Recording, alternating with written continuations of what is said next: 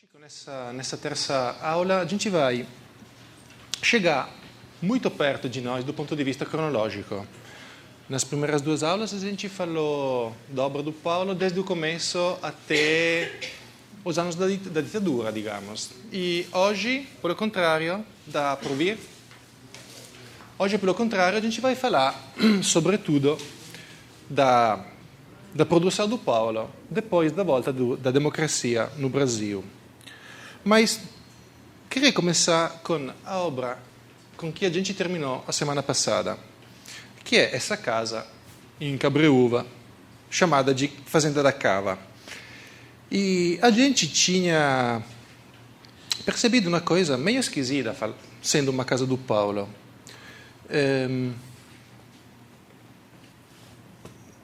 Nessa casa tem uma separação muito forte, muito clara, entre a parte dos quartos, aqui na direita da foto, e as salas, sala de jantar, de estar, etc. Dá para ver talvez ainda melhor na planta, com os quartos que ficam todos nesse lado e as salas com a cozinha no meio que fica nesse lado e entre essas duas partes uma ponte. E claro que esse tipo de articulação da planta da casa é uma articulação muito estranha por ser uma casa do Paulo. Porque, como a gente viu, a casa do Paulo é uma tentativa de não separar, e sim de estabelecer uma relação muito forte entre essas duas partes. A gente viu, na casa da década de 60, é que acontece tudo isso. E na casa em Butantã, tudo isso acontece ao 100%, não tem mais alguma separação entre os quartos, ou seja, os lugares mais privados da casa, e as salas, ou seja, os lugares mais públicos. Essa foto da casa em Butantã, tirada a partir da sala, atravessando os quartos, acho que mostra tudo isso muito bem, com as paredes que não chegam até a cobertura. As casas do Paulo da década de 60 são exatamente o contrário. A casa na Fazenda da Cava separa, as casas da década de 60 juntam. E também na casa Masetti, que a gente viu, ia no mesmo sentido. Sobretudo no caso dos quartos dos meninos, em que, como a gente viu, para os meninos poderem estudar com a luz direta do sol, eles tinham que ficar com as portas dos quartos abertas e podendo, assim, ver, se descortinar, a paisagem interna da casa e a paisagem de Pacaembu. Então, o que aconteceu entre essas casas da década de 60 e a Fazenda da Cava? No meio tem a história desse país, eu acho. E acho que temos que, para entender o que é que aconteceu, temos que começar nossa história a partir do final da década de 70. O 14 de setembro de 79 é um ano importante pela história da FAO, porque é o ano em que esses três arquitetos, João Metrejan, o Artigas e o Paulo, voltam na FAO 10 anos depois do aposentamento, entre aspas, do afastamento. Então, é um dia de festa na FAO. Tem uma exposição de obras do Artigas, tem um monte de alunos, todos os professores vão e tem palestras. E eu gosto muito dessas fotos. Tem o Artigas, que é o poderoso chefão, como é o cara dos três é o Artigas. Mas o Paulo também, essa aqui é a foto também muito que eu gosto muito. Mas o Paulo também dá para entender que tem ainda uma fama. Está em muitas fotos, fala em frente do público. Mas, claro que, se a gente voltar atrás, naquele ano 61, que era o ano da premiação do Paulo, do paulistano, na Bienal de São Paulo, muita coisa mudou. Aqui, o Paulo era o arquiteto mais promissor, talvez, dos novos, entre os novos, em São Paulo. Aqui aconteceu muita coisa. Teve o afastamento, teve a década de 70, e o Paulo vai demorar muitos anos para voltar a ser um arquiteto reconhecido e importante em São Paulo. Eu acho que os anos 82, 83, 84, então, logo depois da volta do Paulo, do Artigas, do Metrejan na FAU, como tipo assistentes, não voltam como professores, voltam no nível mais baixo possível, é o período mais perigoso da carreira do Paulo. Perigoso, entre aspas. Perigoso porque eu acho que temos que tentar colocar tudo isso numa condição política, econômica, totalmente diferente. Entre o 64, quando Paulo, quando aconteceu o golpe, e, digamos, 69, a partir desde quando Paulo ficou afastado, até esse momento, mudou muita coisa no Brasil. Mudou muita coisa também na cidade de arquitetura. É só pensar, esse aqui é um dos prédios construídos pelo Paulo nesse momento, um dos poucos. E a gente está aqui perto da Avenida Juscelino Kubitschek. Muitos dos projetos do Paulo nesses anos são perto da Kubitschek e da Faria Lima, que são avenidas que não existiam antes. E não é só o fato que não existiam essas avenidas, mas é um tecido urbano totalmente diferente, que é fruto de lógicas econômicas totalmente diferentes. Então, é uma São Paulo diferente, a São Paulo em que o Paulo recomeça a trabalhar na década de 80. Também no mundo da arquitetura mudou muito. A partir da década de 70, começaram a ter uma importância tamanha na arquitetura de São Paulo os grandes escritórios, de centenas de colaboradores. Então, mudou o mundo da arquitetura em geral. E como se adaptar a essa nova situação?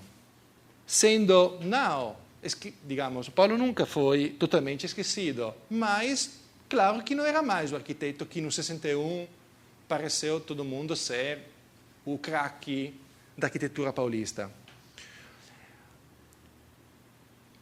Esse aqui é um projeto que eu acho, por isso, bastante perigoso. Não é um projeto fraco. A planta é muito interessante nesse prédio. Mas, claro que eu vejo bastante claro um compromisso. É a única vez na vida, uma das únicas 2 vezes na vida que o Paulo usa as janelas, os vidros espelhados, que fazem parte da época. Tudo bem, não é que Paulo se vendeu. O Paulo é uma pessoa muito,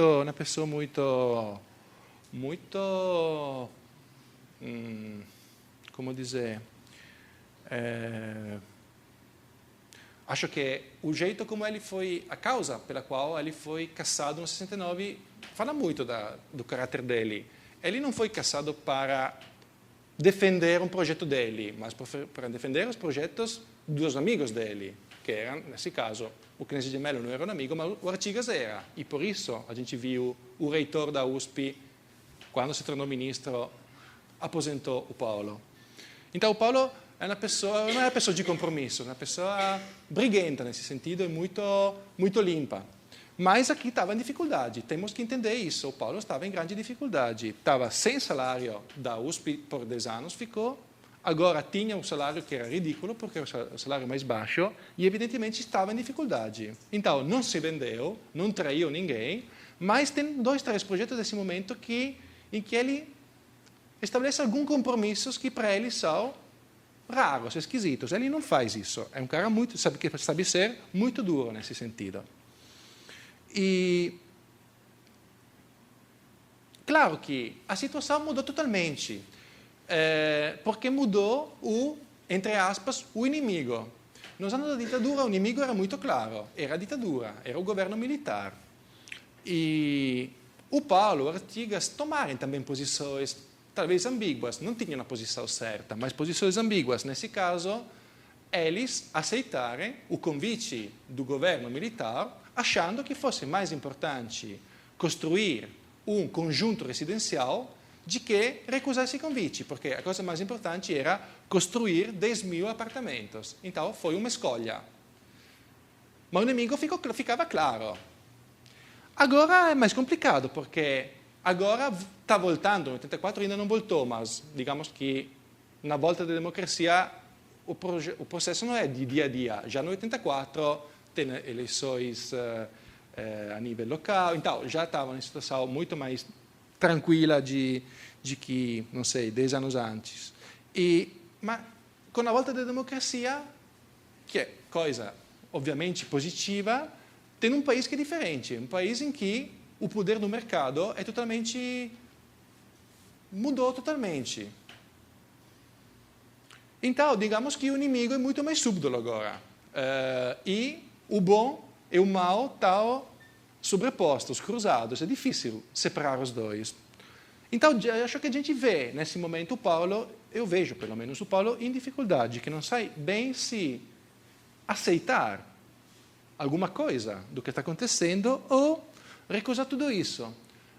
Tem projetos, nesse momento, também muito duros. Esse aqui é um projeto de que não posso mostrar fotos, mas foi construído em Goiânia, a estação, porque o projeto se tornou um centro comercial. Então, agora simplesmente não dá para tirar fotos. Mas é um projeto muito, muito duro, de concreto. É quase, se o edifício Kerala é uma abertura a novas formas, novos imaginários, essa aqui é uma volta no passado, digamos. Mas não é que esse momento sejam todas obras fracas, pelo contrário, tem também obras ótimas. Eu acho que a obra melhor dessa fase é, com certeza, o edifício Jaraguá, que é um edifício, talvez, eu acho, para mim é o melhor edifício de apartamento da carreira do Paulo. Aqui, o Paulo tinha um interesse específico. Digamos que a ideia desse apartamento tem como centro uma intenção. Sendo que, a partir desse apartamento, se descortinava uma paisagem muito linda, com montanhas nos dois lados, nesse lado e nesse lado, a ideia era de o proprietário do apartamento, ficando na sala de estar, ou seja, no ambiente principal, poder ver a paisagem nas duas direções. Claro que, digamos, a ideia não é nada demais, mas como atuar essa ideia é muito complicado, porque ou você fazer um apartamento que é totalmente, um prédio totalmente envidraçado, mas óbvio que não funciona, complica a vida dos moradores, ou tem uma dificuldade enorme. Porque nesse lado pode ter a façada de vidro, não é um problema. Mas o problema é o outro lado, onde tem que colocar a cozinha, os banheiros e tudo isso. E nesse projeto o Paulo tem uma ideia que é extremamente brilhante, ou seja, mas é uma coisa quase única no setor dos edifícios residenciais, de articular cada apartamento em dois níveis, em duas cotas. Uma é a cota dos ambientes principais, salas, e o outro é um nível mais embaixo, que é o nível da cozinha, banheiros e tudo isso. Dessa maneira, dá para ter essa fresta que permite a luz de entrar para cá e, sobretudo, permite a quem está aqui de olhar de fora nessa direção. Essa aqui é a planta, toda essa é a parte que fica ao nível superior e essa parte L fica mais embaixo. Aqui estamos em cima e olhamos através da fresta. E aqui dá para ver talvez ainda melhor. Essa aqui é a sala principal e essa aqui é a fresta que a gente viu no corte. O nível mais embaixo está aqui e aqui embaixo.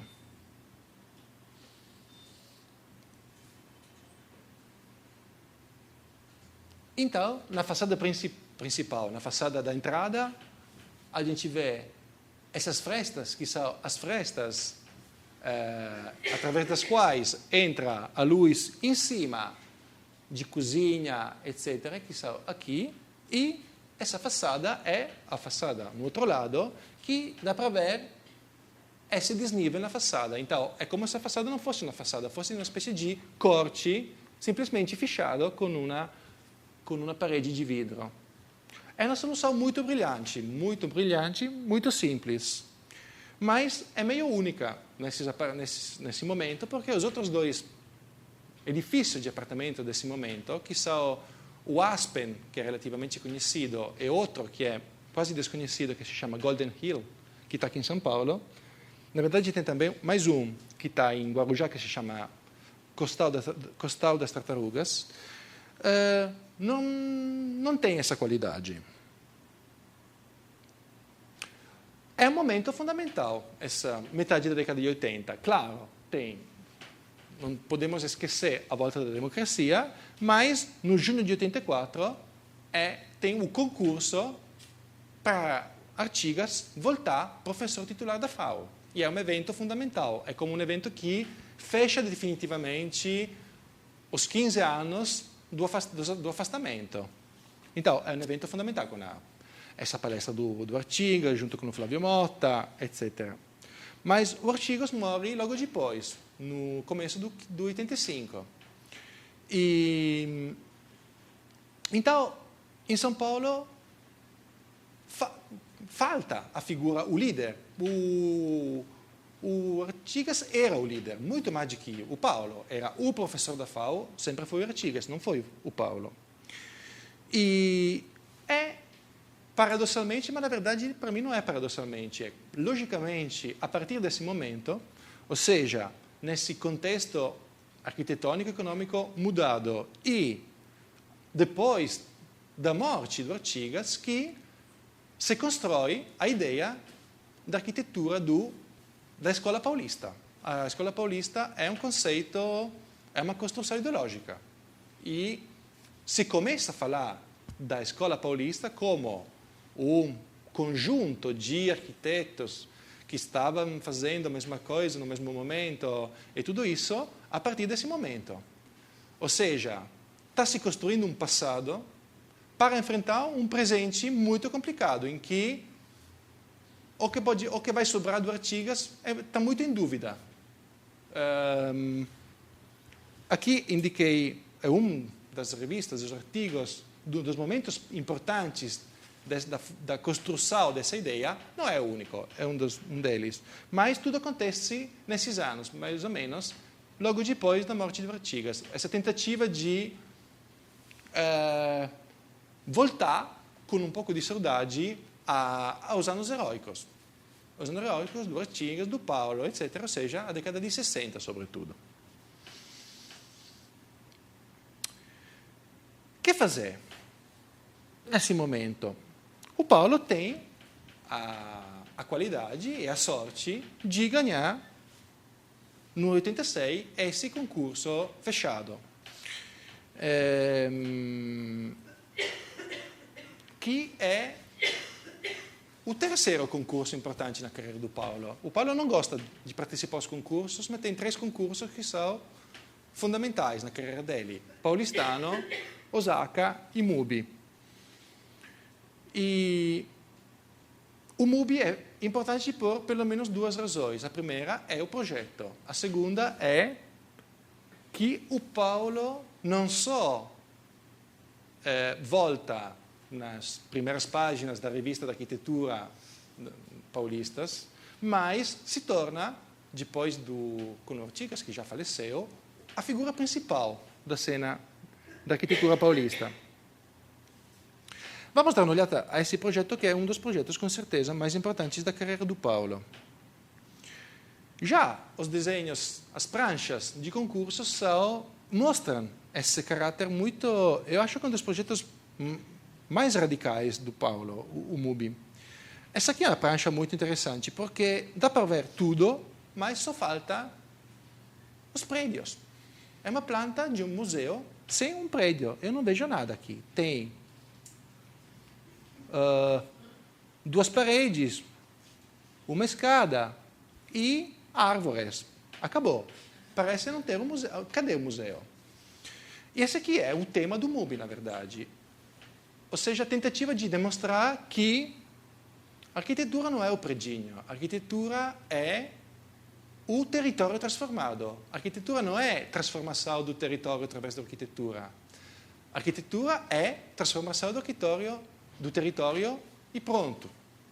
Que pode ser também através da arquitetura, mas não necessariamente através da arquitetura.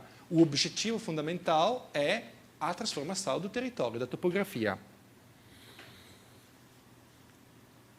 Claro que, na verdade, alguma coisa um pouco mais parecida a um prédio existe, mas acho que o MUBI chega muito perto dessa postura radical.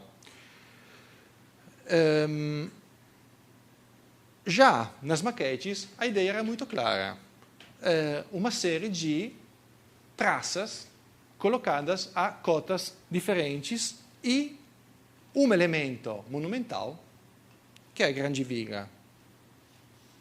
Mudam algumas soluções, mas a ideia de base fica igual desde o começo. E o fato de que o tema principal desse projeto seja a construção do território, a gente tem também um indício que é um pouco mais de um indício. Tem esse croquis do Paulo, que é mais do que um croquis, não é uma solução de projeto, é uma espécie de fantasia, com o pilar do pavilhão de Osaka, como vocês estão vendo. E o tema é o mesmo, é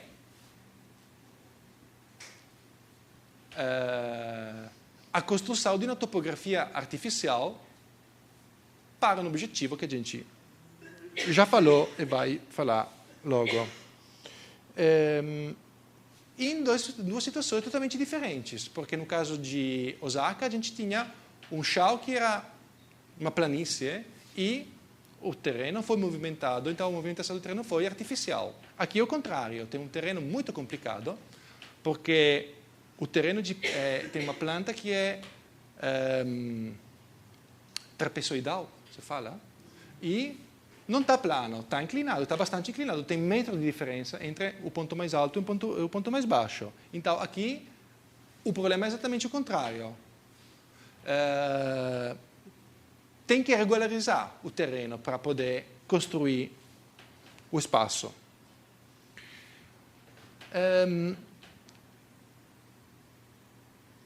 Aqui dá para reconhecer o desnível. Essa aqui é a Avenida Europa. Esse aqui é o nível mais alto, esse aqui é o nível mais baixo. A ideia do projeto é que não tem uma entrada, uma saída ao terreno. Pode entrar no terreno em qualquer ponto e em qualquer ponto você entra no terreno, você já está no nível principal, porque todos os níveis são os níveis principais, não tem uma hierarquia de níveis. Tem uma grande praça, esse aqui que é o nível mais alto, e tem uma praça de tamanho menor, mas tão importante, que está aqui ao nível mais baixo. Entre as duas tem uma série de níveis intermédios. Não. Começamos então a visita a partir do nível mais baixo.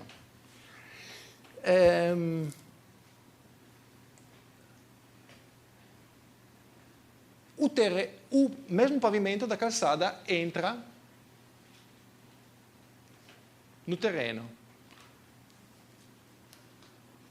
Já dá para perceber os desníveis superiores, as cotas superiores, e, sobretudo,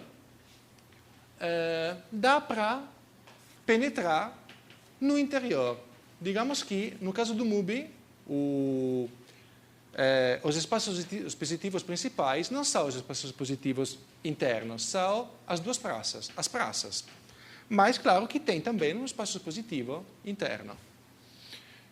Mas a coisa interessante não são os espaços expositivos, é como são, a ideia desses espaços expositivos, que são como separados por uma casca, uma espécie de casca, que é a cobertura desses espaços aqui internos é exatamente o pavimento da praça superior. Então, é como se, digamos, o nível superior fosse esvaziado para colocar dentro os espaços expositivos. Ou seja, não tem um volume, não tem uma caixa em que tem a sala de exposição, mas é a superfície do terreno que está esvaziada para colocar lá embaixo alguns espaços. Parece a mesma coisa, mas acho que seja uma operação muito diferente. E tem a praça superior. A praça superior é de tamanho maior e, junto com a outra, tem a função principal, não é principal, a primeira função que ela tem é de ser o lugar de exposição das esculturas. O MUBI era um museu, se chama museu, mas na verdade o MUBI não é um museu, porque não tem uma coleção sua. É um espaço expositivo, que é pensado para expor, em primeiro lugar, esculturas. E esse aqui é um croquis muito importante, acho, porque esse aqui é o elemento principal, mais visível, mais forte do projeto, que é a grande viga, e aqui a gente vê essa grande viga perto dessa coisa estranha, que é uma escultura qualquer que poderia ser colocada nos espaços exteriores do MUBI. Então, a gente já está vendo uma primeira função dessa viga, que a gente não sabe porque está lá. A primeira função da viga é que funciona como medida para perceber a dimensão das esculturas. Mas claro que a viga é também muitas outras coisas. Aqui a gente vê, nessas fotos muito bonitas do Nelson Kohn, as cotas intermediárias do MUBI e percebemos a importância dessa grande viga. Por que essa grande viga? A que serve essa grande viga? Aqui tem um paradoxo, que a única parte do prédio que é monumental e que sobe em cima do nível das praças é um elemento que não serve a nada. Não tem uma função.